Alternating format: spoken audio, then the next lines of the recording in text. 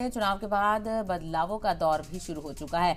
कौमी सतह पर पार्टी में बदलाव हो सकता है। खबर सामने आ रही है, बीजेपी जल्द ही चुन सकती है नया कारगुजार सदर। पीएम मोदी के बैरून मुल्क दौरे से लौटने के बाद इस हवाले से फैसला लिया जाएगा। वाज़ेह हो कि बीजेपी पार्लियामानी बोर्ड की मीटिंग भी हो सकती है और नए सदर का चुनाव दिसंबर और जनवरी में होना माना जा रहा है, क्योंकि अब जो बीजेपी के कौमी सदर थे पिछले दौरे इक़्तिदार के, उन्हें वजारत का ओहदा दे दिया है, उन्हें वजारत संभालने के लिए दे दिया है। ऐसे में बीजेपी का कौमी सदर कौन होगा, इसको लेकर चुनाव जल्द ही होंगे, लेकिन बहरहाल कारगुजार सदर बनाया जा सकता है और इसके लिए कुछ ही दिन में तस्वीर साफ हो जाएगी। तो नए कारगुजार सदर को पीएम मोदी के बैरून मुल्क दौरे से लौटने के बाद मीटिंग होगी और उसके बाद ही कोई फैसला इस हवाले से लिया जाएगा।